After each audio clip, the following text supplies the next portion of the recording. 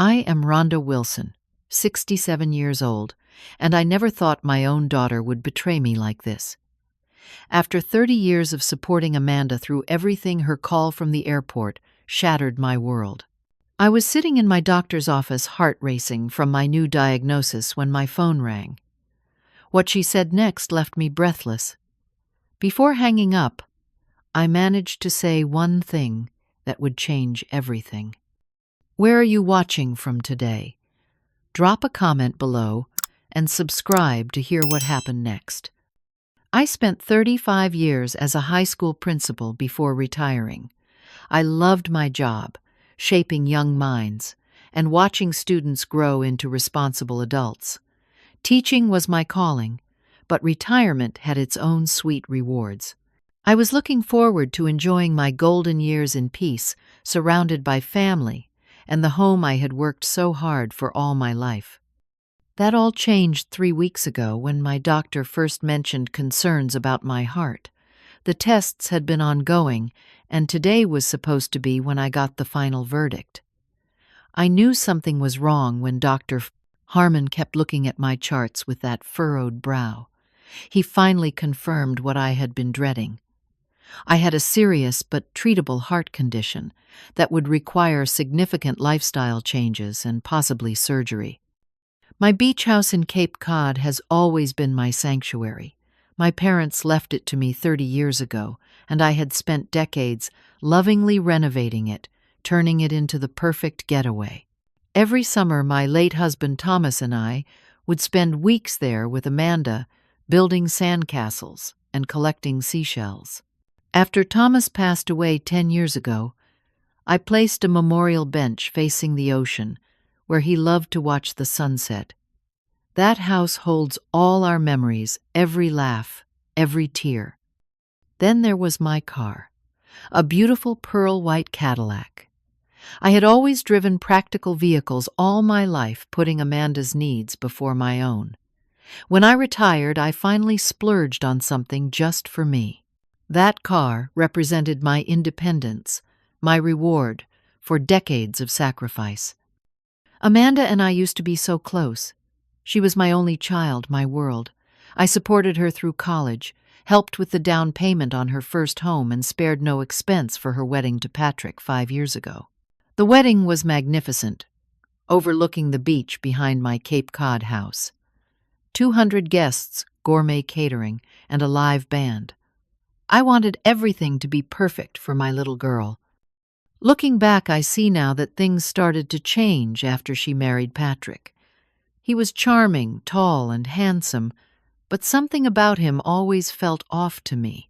He had an expensive watch designer clothes, but vague explanations about his consulting business. Amanda changed gradually after the wedding. Her visits became less frequent, phone calls shorter. When they did visit, the conversation always seemed to turn toward my assets, my savings, my property. "Mom, have you thought about downsizing?" Amanda would ask, while eyeing my antique grandfather clock. "The beach house is so big for just one person," Patrick would comment, running his hand along the custom kitchen countertop I had installed. I noticed small things missing after their visits. A silver picture frame disappeared. My grandmother's pearl earrings vanished from my jewelry box. Each time I convinced myself I had misplaced them. How could I suspect my own daughter? Despite the gradual distance growing between us, I still looked forward to hosting family gatherings at the beach house. Every 4th of July, Thanksgiving, and Christmas, I would prepare elaborate meals and decorate the house. The thought of Amanda possibly having children someday, of little ones running through the same halls she once did, kept me going. My friends noticed the changes in Amanda before I allowed myself to. Susan, my neighbor for 20 years, would furrow her brow when I mentioned Amanda's latest cancellation. Janice, who taught mathematics at my school before retiring herself, gently suggested I update my will and secure my finances. "Blood isn't always thicker than water," Susan warned one evening over tea. My sister's son did something similar. Started small, then emptied her accounts. I dismissed their concerns. Amanda would never do that, I insisted. She's just busy with her new life. The week before the fateful doctor's appointment, I was still optimistic about my future. Yes, my health was a concern, but I was planning a big family reunion for the summer. I had already ordered new patio furniture for the beach house deck and was researching heart-healthy recipes. I had no idea that my world was about to collapse around me. The day started normally enough. I woke up early, fed my cat Milo, and had my usual breakfast of oatmeal with berries. I dressed carefully for my doctor's appointment, choosing comfortable slacks and a light blue blouse that Thomas always said matched my eyes. The drive to Dr. Harmon's office took 20 minutes, and I spent it listening to classical music to calm my nerves. The waiting room was nearly empty when I arrived. Just an elderly gentleman with an oxygen tank and a young mother with a fussy toddler. The receptionist smiled sympathetically as I signed in. She knew why I was there. "Dr. Harmon will be with you shortly, Mrs. Wilson," she said, handing me a clipboard with forms to update. When Dr. Harmon finally called me and his expression was grave, he showed me the test results, explaining the condition in detail. My heart wasn't pumping efficiently, and there was a blockage that would likely require surgery. He recommended a procedure within the next month, along with immediate lifestyle changes. "This is serious, Rhonda, but treatable," he assured me. "With the surgery and proper care, you could have many good years ahead." I sat there trying to process everything. Surgery, recovery, medication, lifestyle changes. It was overwhelming but not devastating. I could handle this. I would call Amanda as soon as I got home, tell her about the diagnosis. Surely this would bring us closer again. She would want to help her mother through this difficult time.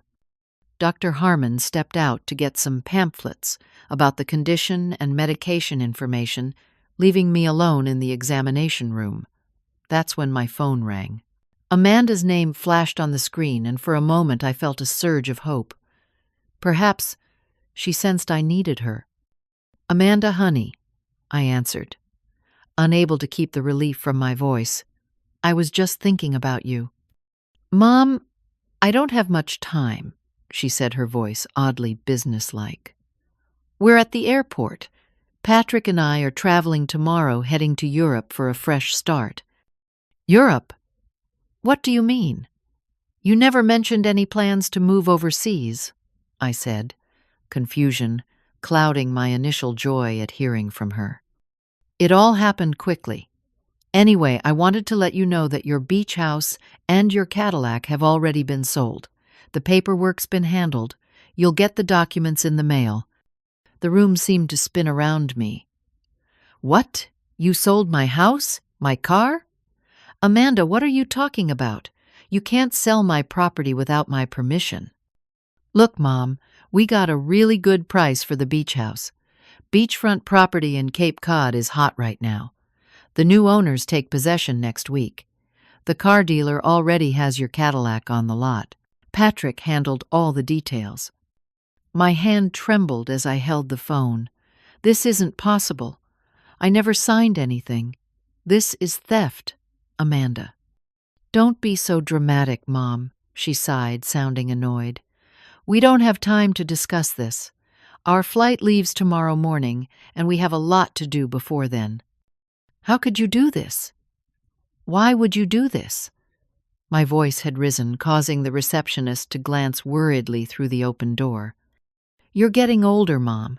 You can't manage that big house anymore, especially with your health issues.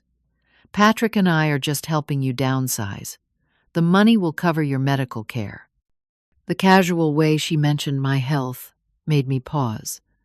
"How do you know about my health issues? I haven't told you anything yet." There was a slight hesitation before she answered. "You've been going to doctors for weeks. It wasn't hard to figure out something was wrong." Something in her tone didn't sit right. It was as if she already knew exactly what the doctor had told me minutes ago. Had she been accessing my medical records somehow? Amanda, listen to me, I said, struggling to keep my voice steady. What you've done is illegal. I never authorized any sales. The signatures are all there, Mom. It's already done. In that moment, I realized what had happened. The missing documents from my home office, the times I caught Amanda in there looking for a pen. She must have forged my signature. Despite my shock and pain, some instinct for self-preservation kicked in. I took a deep breath and said calmly, I understand, but you forgot one thing. There was a pause on the other end of the line. What are you talking about? Amanda asked, her confident tone faltering slightly. You'll find out soon enough, I replied, my mind racing to recall the specific legal protections I had put in place years ago on the advice of my attorney.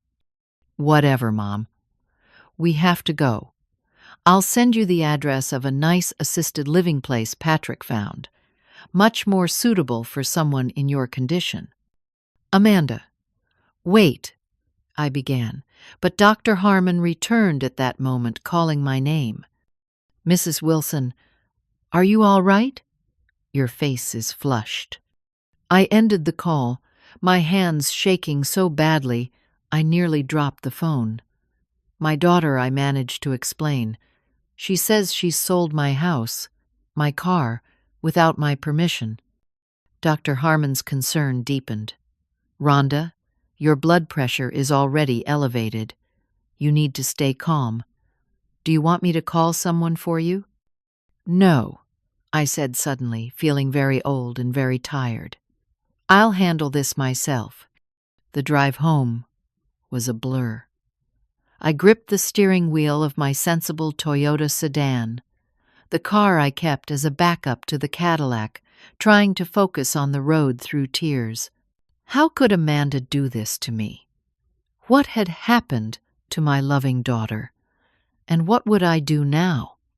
As I pulled into my driveway, I noticed something in the mailbox, a certified letter that required my signature. With trembling hands, I opened it right there in the driveway. It was from a real estate agency I'd never heard of, congratulating me on the successful sale of my beach property. The world tilted sideways, and I had to lean against the car to keep from falling. The letter in my hands felt like it weighed 100 pounds. The real estate agency's logo was unfamiliar, but the address of my beloved beach house was unmistakable. According to this document, I had agreed to sell my property for a sum that, while substantial, was well below market value. At the bottom was my signature, or what appeared to be my signature. The forgery was good, but I knew I hadn't signed this. Once inside my house, I immediately tried calling Amanda back. The call went straight to voicemail. I tried 5 more times with the same result. She had either turned off her phone or blocked my number. My next call was to Patrick, but his phone was similarly unreachable. With shaking hands, I opened my laptop and logged into my email account. The password didn't work. After 3 failed attempts, a message appeared indicating my password had been changed 2 weeks ago. Somehow, Amanda or Patrick had accessed my email and taken control of it. I used my recovery options to regain access, and what I found horrified me. There were dozens of emails between me and the real estate agency discussing the sale of my beach house. There were similar exchanges with a luxury car dealer about my Cadillac. Every email was written to sound like me, but I had never typed a single word of them. The phone rang, startling me. It was my bank. Mrs. Wilson, this is Trevor from First National Bank. We're calling to verify some unusual activity on your accounts. There have been attempts to withdraw large sums from your retirement fund. Following our security protocols, we've temporarily frozen all transactions, pending your verification. My knees gave out and I sank into the nearest chair. I didn't authorize any withdrawals. Please keep everything frozen. After arranging to visit the bank in person the next morning, I had just hung up when there was a knock at my door. It was Susan, her face pinched with worry. "Rhonda, I wasn't sure if I should tell you this, but I saw moving trucks at your beach house last weekend. I assumed you had hired a cleaning service or something, but they were taking furniture out, not bringing things in." The pieces were falling into place. While I was at medical appointments, Amanda and Patrick had been systematically dismantling my life. They must have been planning this for months, maybe years. "They took photo albums from the shelves," Susan continued. "It seemed odd, but I told myself, you must have asked them to digitize the old pictures or something." Family photo albums.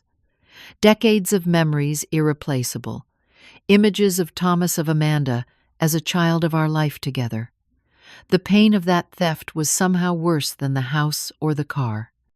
That night, unable to sleep, I went through my remaining papers and found more evidence of their deception. Credit card statements showed purchases I never made. Bank statements revealed small transfers to accounts I didn't recognize, slowly siphoning my savings. I logged onto social media, something I rarely did, and began searching for information about Patrick. What I found shocked me.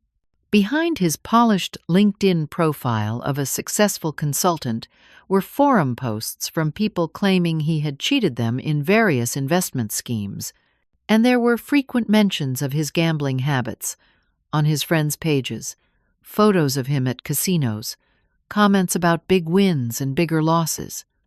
By morning, I had a clearer picture of what was happening.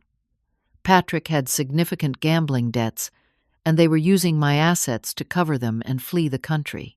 The beach house sale alone would give them hundreds of thousands of dollars in cash. I called the local police to report the identity theft and fraud. The officer was sympathetic, but explained the complexity of such cases. Unfortunately, Mrs. Wilson, when family members are involved, these situations can be complicated to prosecute. You'll need to provide documentation showing the signatures were forged and that you didn't authorize the sales. Later that morning, I received a call from my neighbors in Cape Cod, Tom and Barbara Johnson. "Rhonda, there are strangers walking through your house," Barbara said, confusion in her voice. "They're measuring rooms and talking about where their furniture will go. Did you sell the place without telling us?" "No, Barbara. My daughter and her husband are trying to sell it without my permission. Those people are being scammed, too." "My God, Rhonda, what can we do to help?" "Don't confront them," I advised. "But could you take some photos discreetly? I need evidence of what's happening." The next hours were a whirlwind of calls to financial institutions, credit bureaus, and eventually my longtime family lawyer, Harold Greenbaum. Harold had been our attorney for 30 years, helping with everything from Thomas's will to property tax disputes. "Rhonda, this is elder financial abuse, plain and simple," Harold said after I explained the situation. "The fact that it's your daughter doesn't change that.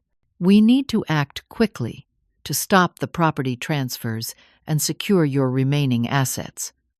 Through his connections, Harold discovered that Patrick had gambling debts exceeding $200,000 to some very dangerous people. This wasn't just about greed, they were desperate. The stress was taking a physical toll. My chest pains had increased, and I felt constantly short of breath. Dr. Harmon had warned that stress could worsen my condition. But how could I stay calm when my own child was trying to strip me of everything I owned? As I sat in my living room that evening, surrounded by legal papers and notes, I had a realization that broke my heart all over again. Amanda had been taking things from me for months, testing boundaries, seeing what she could get away with. The missing silver frame, the disappeared jewelry. These weren't accidents or misplacements. They were trial runs. How had my sweet little girl, who once made me handmade Mother's Day cards and cried when she accidentally broke my favorite vase, turned into someone who could coldly steal from her own mother? What had I missed? Where had I gone wrong? The house phone rang, startling me from my dark thoughts. It was Barbara Johnson again. "Rhonda, I just overheard the people at your beach house talking. They're planning to move in next Tuesday. They mentioned something about the current owners traveling internationally and wanting a quick closing. Tuesday, 5 days away. I had less than a week to stop this theft." The doorbell rang early Saturday morning. I hadn't slept more than a few hours between the chest pain and the constant whirl of thoughts. Through the peephole, I saw Amanda and Patrick standing on my porch. My heart leaped at the sight of my daughter, then immediately constricted with pain at the betrayal. I opened the door but blocked the entrance. "Amanda, Patrick, this is a surprise." Amanda looked uncomfortable, but Patrick smiled broadly. "Morning, Rhonda. We just stopped by to pick up a few last things before our flight tomorrow." "Last things?" I asked, not moving from the doorway. "Mom, don't be difficult," Amanda sighed. "We told you we're moving to Europe. There are some family items I want to take with me." "Family items," I repeated slowly. "Like the family items you took from the beach house last weekend, or the family items you've been quietly removing from this house for months?" Their expressions changed subtly. Patrick's smile tightened at the corners. Amanda's eyes darted to him briefly before returning to me. "Can we come in, Mom? The neighbors are watching." I stepped aside, allowing them into the living room but keeping my distance. They moved with the confidence of people who believed they had already won. "I spoke to Harold Greenbaum yesterday," I said, calmly watching their reactions. Patrick's face hardened. "Your lawyer, why would you bother him with this? Everything's been handled properly. Has it forging my signature on property documents, hacking my email, attempting to drain my retirement accounts? Which part of that was handled properly, Patrick?" Amanda stepped forward, her voice taking on a patronizing tone. "Mom, you're getting older. You can't manage all this property anymore, especially with your heart condition. We're just helping you downsize." "My heart condition," I said slowly. "The one I just learned about myself 2 days ago. The private medical information you shouldn't have access to." "Doctors' offices are so careless with information these days," Patrick interjected smoothly. "Besides, it's better this way. Quick and clean. The money from the sales will more than cover your medical care." "And what about what I want?" I asked. "Did either of you consider that?" Amanda rolled her eyes. "Mom, you're not thinking clearly. That big beach house, this place you're rattling around in, it's too much for someone in your condition." "My condition," I repeated. "You keep saying that like I'm at death's door. I have a treatable heart problem, not terminal cancer." "Look," Patrick cut in, clearly impatient. "What's done is done. The beach house closes on Tuesday. The car is already sold. We need to access your investment portfolio to complete some paperwork before we leave." The audacity stunned me. They had stolen my property and now expected me to hand over access to my remaining assets. I looked at my daughter, searching for any sign of the loving child I had raised. "How could you do this, Amanda? That beach house has been in our family for generations. Your father and I took you there every summer. Your wedding was there, for God's sake." For a moment, something like guilt flashed across Amanda's face. "Dad would have wanted us to have it anyway," she said quietly. The mention of Thomas pushed me over the edge. "Your father would be ashamed of what you're doing. He worked alongside me for years to maintain that house, to create a legacy for you. Not for you to sell it out from under me while I'm still alive." My voice broke, and I felt the familiar tightness in my chest intensifying. I just found out I need heart surgery. I said the words tumbling out. I was going to call you after the appointment, ask if you could stay with me during recovery. Instead, you called to tell me you sold my house. For a brief moment, Amanda looked stricken. Her eyes welled with tears, and she took a half step toward me. Then Patrick placed his hand on her shoulder, and I watched her expression harden again. All the more reason to liquidate these assets now, Patrick said smoothly. Heart surgery is expensive. I have health insurance and savings, I replied. Which you would know if you'd asked instead of stealing.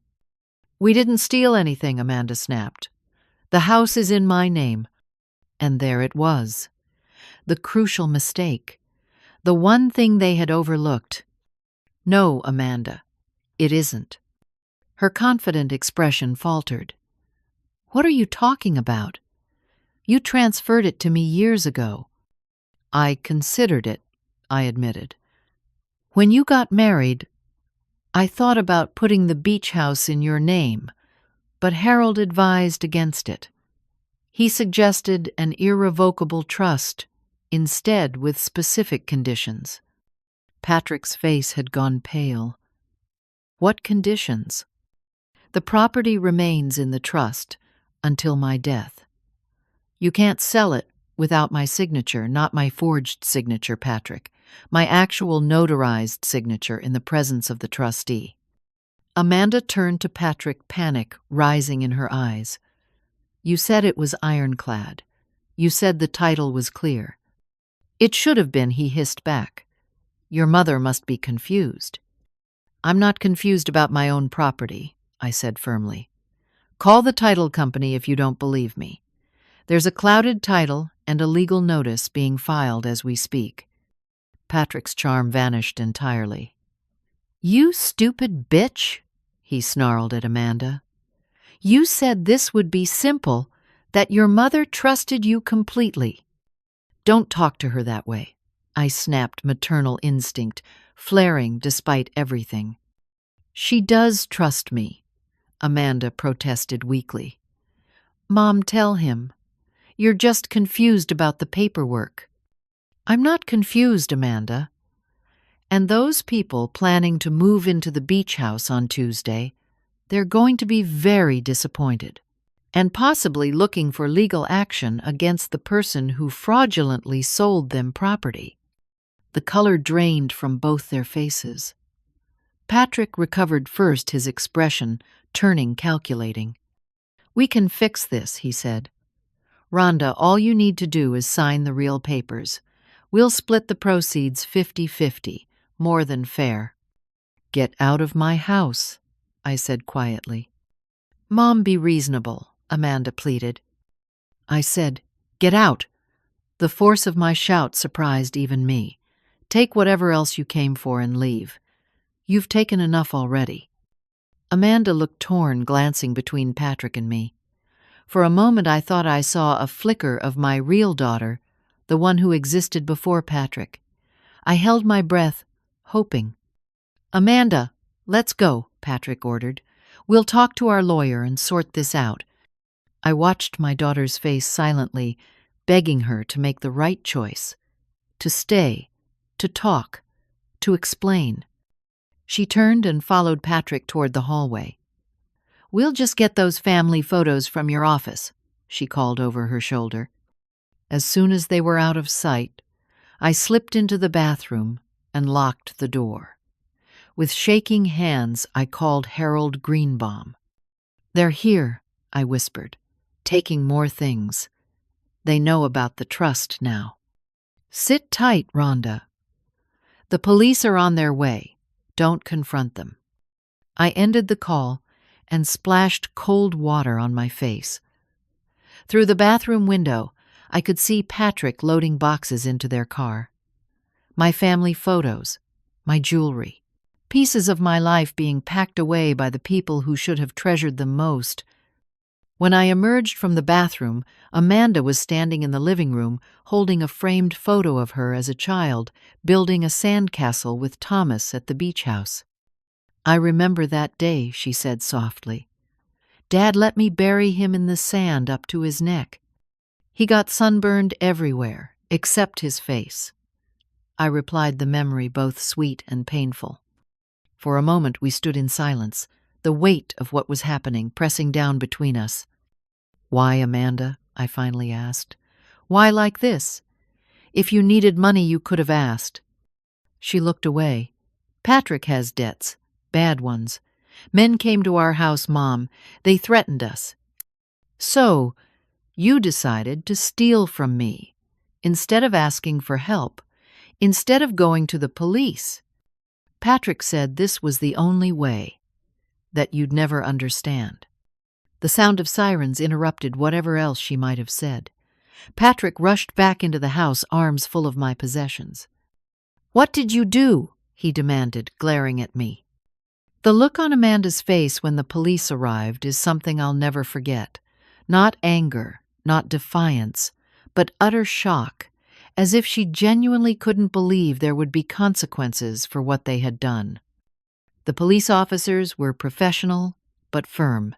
They took statements from all of us, documented the items Patrick and Amanda had loaded into their car, and explained that they would need to come to the station for further questioning regarding the alleged fraud and identity theft.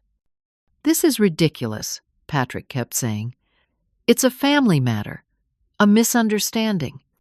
Officer Garcia, a woman about my age with kind eyes, but a no-nonsense attitude, wasn't having it. "Sir, identity theft and fraud are criminal matters regardless of family connections." As they were escorted to separate police cars, Amanda looked back at me, her expression a mix of anger and confusion, as if she still couldn't understand why I hadn't simply allowed them to take everything I owned. The moment they left, I called Harold. "They've been taken in for questioning. What do we do now?" "I've already set things in motion," he assured me. "I've contacted the real estate agency handling the beach house sale and informed them of the fraudulent nature of the transaction. I've also reached out to the car dealership. Given the circumstances, they're cooperating fully." Over the next few days, I assembled a team to help me reclaim my life. Harold brought in a financial advisor specializing in elder fraud cases. My bank assigned a personal representative to review all recent transactions and implement new security measures. I even hired a cybersecurity expert to secure my email and online accounts. Susan proved invaluable during this time. She drove me to appointments when the chest pain made it difficult for me to drive myself. She brought homemade meals and sat with me during the long, lonely evenings when the weight of Amanda's betrayal felt crushing. "You need to focus on your health now," she reminded me gently. "The legal team will handle the rest." Janice organized a schedule among our friends to ensure I was never alone for too long. Former colleagues from the school board reached out with offers of legal connections and support. 3 days after Amanda and Patrick were taken in for questioning, Harold called with news. The car dealership has agreed to cancel the sale. The Cadillac was still on their lot, the paperwork not fully processed. You can pick it up tomorrow. And the beach house, I asked, hardly daring to hope. The buyers are understandably upset, but once we showed them evidence of the fraud, they agreed to walk away from the deal. They're decent people, Rhonda. They don't want a house obtained through elder abuse. Relief washed over me, so powerful. I had to sit down. What about Amanda and Patrick? Are they still in custody? Harold's voice grew serious. Patrick Island. The investigation revealed this isn't his first attempt at financial fraud. There are outstanding warrants from 2 other states. Amanda was released on bail, but she's facing charges too. What kind of charges? I asked, my stomach knotting. Identity theft, fraud, attempted grand larceny. The prosecutor might be willing to reduce charges if she cooperates fully. First, offense, family relationship. They take those things into consideration. I closed my eyes, trying to reconcile the daughter I loved with the woman who had tried to steal everything from me. And what about their plans to leave the country? Their passports have been confiscated. They won't be going anywhere for quite some time. The next day, Susan drove me to the car dealership to reclaim my Cadillac. The manager was profusely apologetic, explaining that Patrick had presented all the right paperwork. "We had no reason to doubt its authenticity, Mrs. Wilson. Everything seemed in order." "Patrick is very convincing," I said, running my hand over the familiar pearl-white hood of my car. "He fooled me too for years." As we drove away from the dealership, me in my Cadillac and Susan following in her car, I felt a small spark of triumph. This was the first step in reclaiming what was mine. The beach house was next. Tom and Barbara Johnson met me there, having kept watch over the property since the attempted sale fell through. The sight of the familiar weathered shingles and blue shutters brought tears to my eyes. "Welcome home, Rhonda," Barbara said, hugging me carefully. Inside, I found evidence of Amanda and Patrick's hasty packing. Empty spaces on the walls where artwork had hung. Drawers left open, their contents rifled through. But the structure itself was intact, and most of the furniture remained. Standing on the deck, overlooking the ocean at the spot where Thomas's memorial bench still stood, I felt something inside me strengthen. They had tried to take everything, but they had failed. I was still standing, still fighting. Back home, I received an unexpected call from the detective handling the case. "Mrs. Wilson, I thought you should know. During questioning, Mr. Landry turned on your daughter. He claims the entire scheme was her idea, that she approached him with the plan to sell your properties." "That's not true," I said immediately. "Amanda would never have thought of this on her own. This has Patrick written all over it." "Between you and me, ma'am, I agree. His story doesn't add up. But you should be prepared. He's throwing her under the bus to save himself." The local newspaper caught wind of the story. A reporter called asking for details about the shocking case of elder financial abuse. I declined to comment. This pain was private, not fodder for public consumption. Dr. Harmon called to check on me, concerned about how the stress might be affecting my heart condition.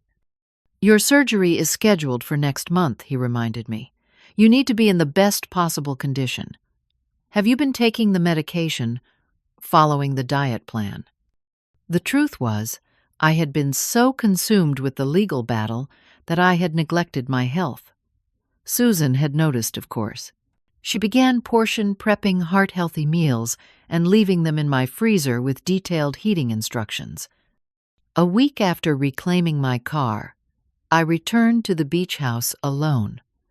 I walked through each room, slowly reacquainting myself with the space that had nearly been stolen from me.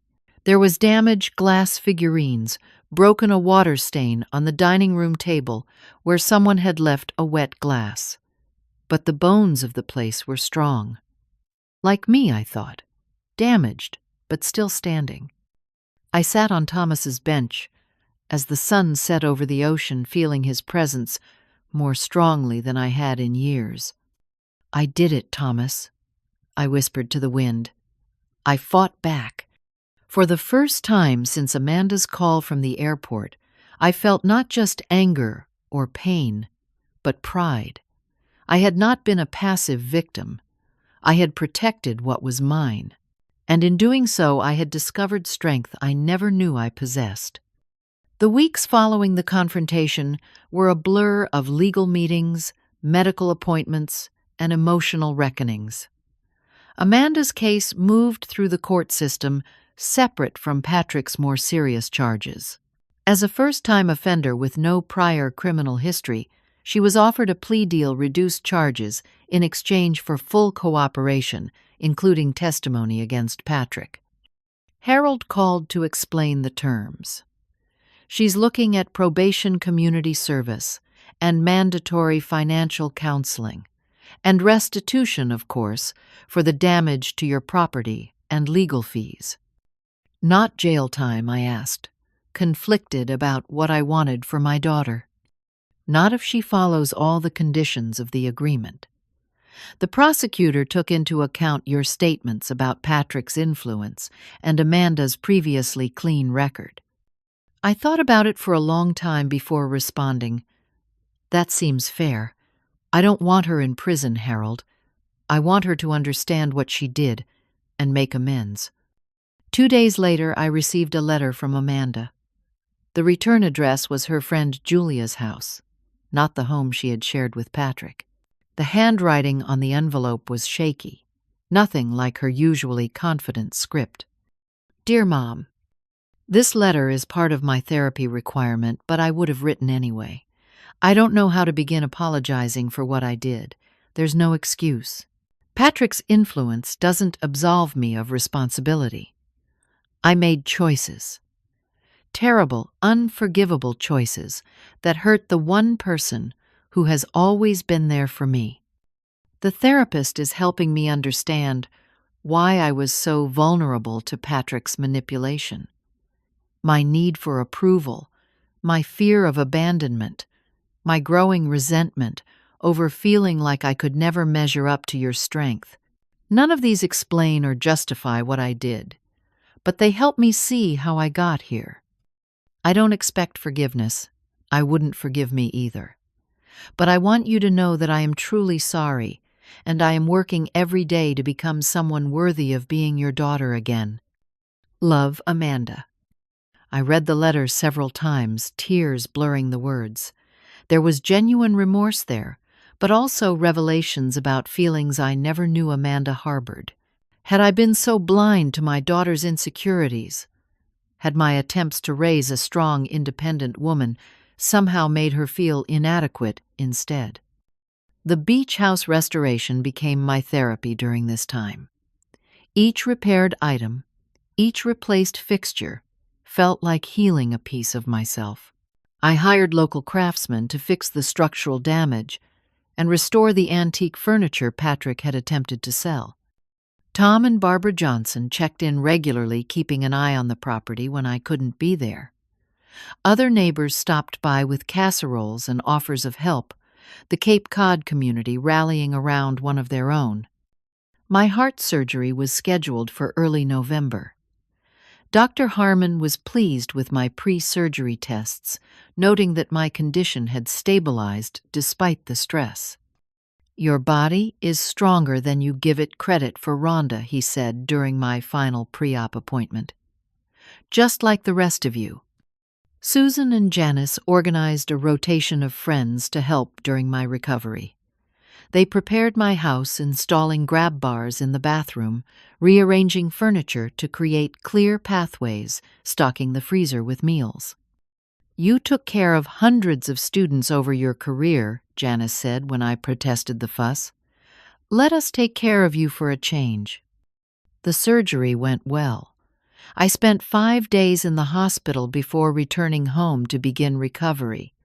The first weeks were difficult, my body weak and my emotions raw, but each day brought small improvements.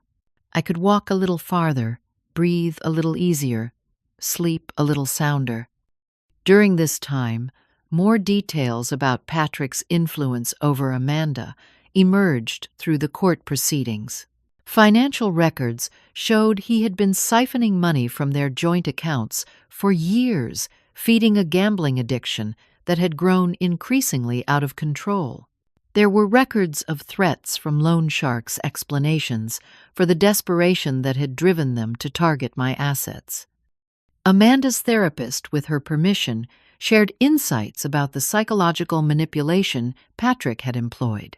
Classic signs of financial abuse: isolation from family and friends, alternating between lavish gifts and harsh criticism to keep Amanda off balance and dependent.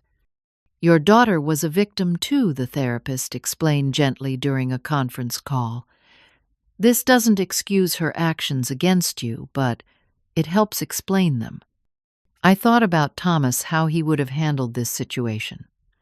He had always been the more forgiving one in our relationship, quicker to see the good in people, to offer second chances.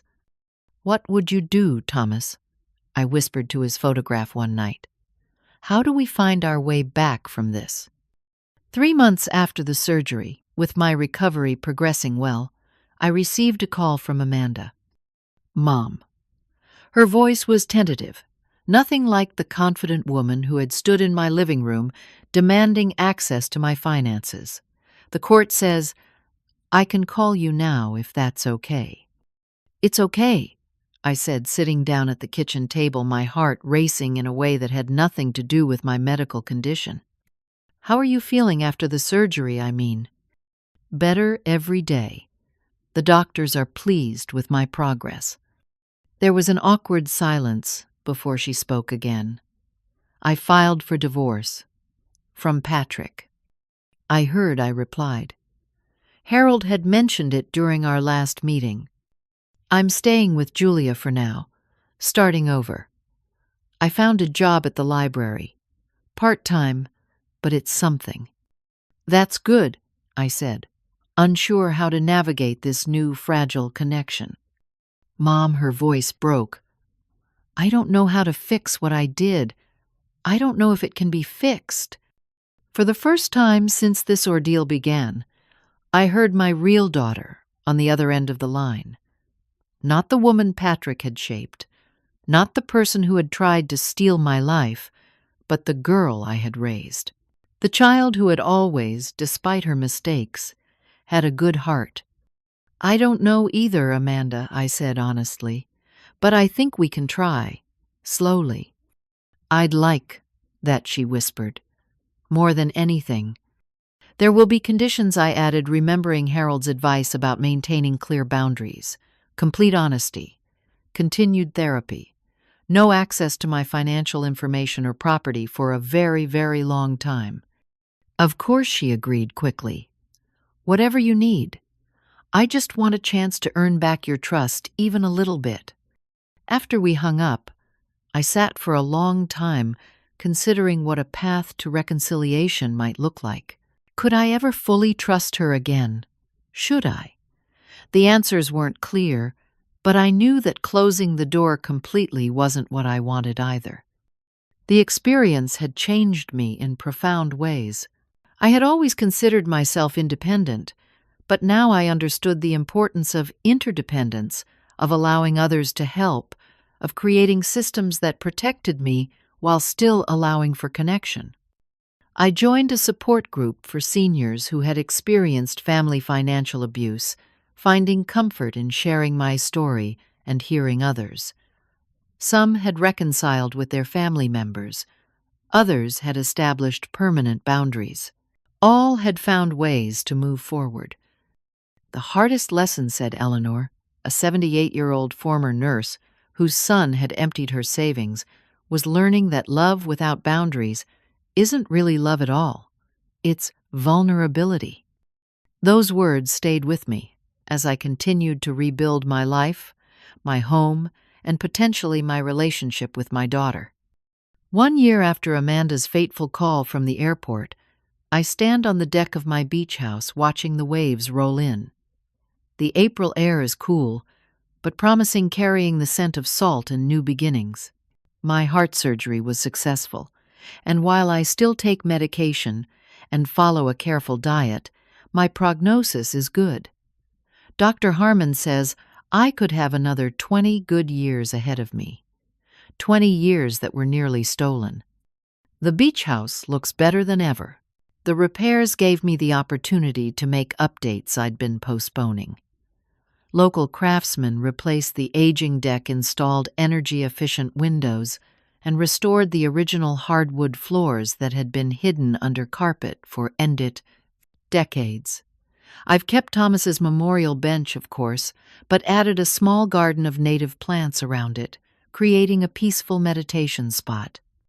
To help cover the costs of maintenance and property taxes, I now rent the house to carefully selected tenants during peak season families, looking for the same kind of summer memories I created with Thomas and Amanda years ago.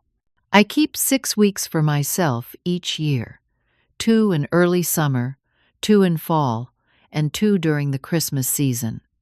It's a practical solution that allows me to keep the property while generating income. My life in the city has changed too. I've become more engaged with my community, volunteering at the local library's literacy program and joining a heart health walking group. Susan and Janice remain constant presences, but I've expanded my circle to include new friends from my support group and volunteer work. Amanda and I are rebuilding our relationship one careful step at a time. Her divorce from Patrick was finalized 6 months ago. He's currently serving a 4-year sentence for fraud, with additional time likely once other jurisdictions file their charges. Amanda has stuck with therapy, maintained her job at the library, and recently enrolled in community college courses. Our first in-person meeting after everything happened was at a restaurant near my home, a public place where we both felt safe. The conversation was stilted, at first years of trust shattered between us. "I didn't think you'd ever want to see me again," she admitted, her fingers nervously shredding a napkin. "There were moments I didn't," I replied honestly. "But you're my daughter. That hasn't changed even when everything else did." We've established new rituals and boundaries. Sunday phone calls, monthly lunch dates. She asks permission before coming to my house, and she understands that my financial information is permanently off limits. When she needed help with community college tuition, we worked with a financial counselor to create a formal loan agreement with clear terms and repayment schedules. Trust returns in microscopic increments. Each kept promise, each honest conversation, each moment of genuine connection rebuilds what was broken. It will never be the same, but perhaps what we're creating now is stronger in its own way. The lessons from this experience have been painful but profound. I've learned that legal protections aren't just for strangers. They're sometimes most needed with the people we love most. I've learned that isolation is dangerous, that maintaining a community of friends and allies is as important as any security system. Most importantly, I've learned that standing up for myself isn't selfish, it's necessary. For decades, I put everyone else's needs before my own, believing that self-sacrifice was the hallmark of good parenting, good friendship, good personhood. Now I understand that healthy boundaries and self-respect are the foundation upon which genuine relationships must be built. I've shared my story with other seniors through support groups and community workshops, helping them recognize the warning signs I missed. The former educator in me finds purpose in turning my pain into protection for others. Family isn't just about blood, I tell them. It's about respect, mutuality, and care. Sometimes the family we choose is more reliable than the family we're born into or create. The beach house that Amanda and Patrick tried to sell has become a symbol of my resilience. Each time I unlock the door and step inside, I'm reminded that I fought for what matters to me and won. Not just the property itself, but my independence, my dignity, my future. As the sun begins to set over the ocean, painting the water in shades of gold and pink, I think about the journey of the past year. The betrayal still hurts. There are still nights I wake up with the echo of Amanda's words in my ears. "Your beach house and your car have already been sold. Bye." But those moments are less frequent now, crowded out by new memories, new connections, new purpose. I've learned that healing isn't about forgetting the wound, but about finding meaning in the scar. Have you ever had to stand up to someone you love to protect yourself? Has a betrayal ever led you to discover strength you didn't know you had? Share your story in the comments below. And if this story resonated with you, please subscribe and hit the like button so others can find it too. Remember, it's never too late to reclaim your power and create boundaries that protect your heart and your future. Thank you for being part of this journey with me, and may you find the courage to honor yourself in all your relationships.